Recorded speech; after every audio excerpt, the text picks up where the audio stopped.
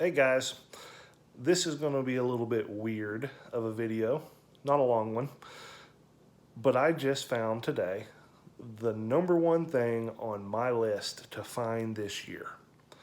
There were 2 of them, and I didn't metal detect to do it, and I didn't artifact hunt to do it. I found them by cleaning out a truck. You'll understand in just a little bit.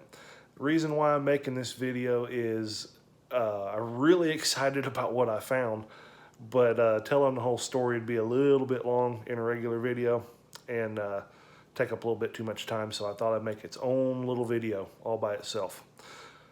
Check out what happens when you take the time to clean out a nasty truck. I am one happy man right now. I cannot believe what I just found, what I just refound. I think for the last 3 videos, I have recorded a little clip, but the story was a little bit lengthy, and I know some of you guys don't like me talking all the time. You're gonna hate this clip too, by the way.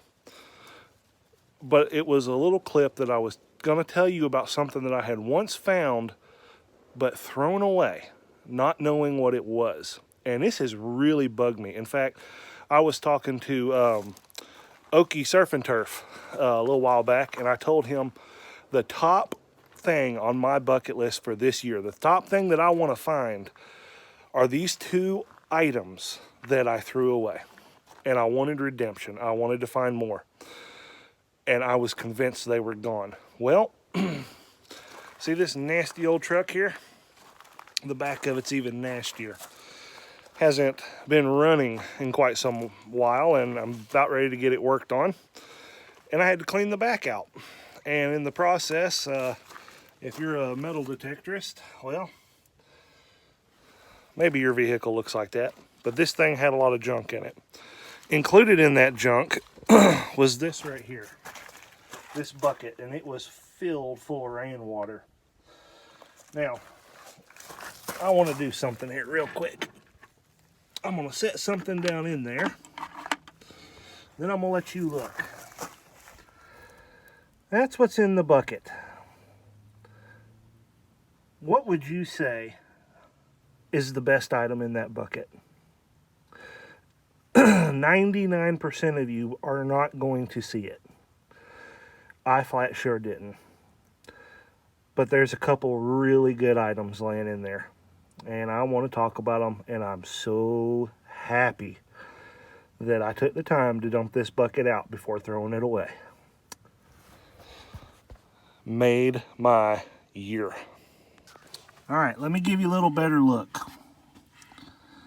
Now, most of you may catch on. If you're an artifact hunter, you know what you're looking at here. You're looking at some Native American pottery pieces. Right there's the lip of a bowl or something, and some of you probably spotted that. That is the base of an old point, and a pretty good, cool little find there. But it's not the best find. The best finds are right there and right there, and that is what I was convinced I had thrown away.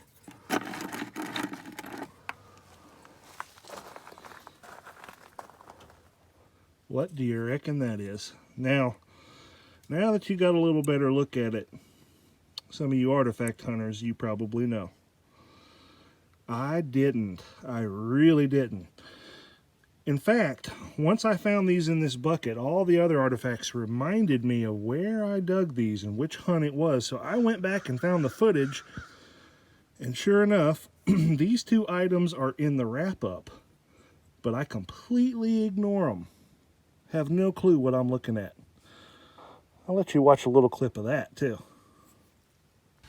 Top of a lantern. I don't think I showed that one on film. I don't think I showed this either. This is a squeeze box reed to the best of my knowledge. There's a, let's see, there they are. A little attachment right there. So I think there would have been a copper strip, a little bit of a reed.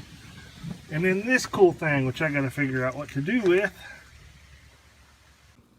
All right, so what are they? What do we have here? Well, I've thrown them where they should have been all along, right in my collection of favorite artifacts. Let's take a look at them. They sure don't look like much, do they? They're made out of copper, and this is very evidently rolled right into a cone shape.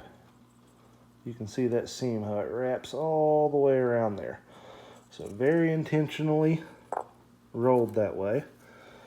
And this one too, except for this one is rolled hollow, like a straw. And it is copper as well. What you're looking at here is something called a tinkler or a jingler. They go by two different names. And it's a Native American artifact. And I'll show you a picture of how these were used. So they were sewed side by side onto the hem of dresses and shirts, so that when a person walked, they made a tinkling or jingling noise. And you can imagine, you know, not having metals, there's not much out there that produces a sound like metal hitting metal. So that would have been a unique sound and something that the Native Americans would have enjoyed.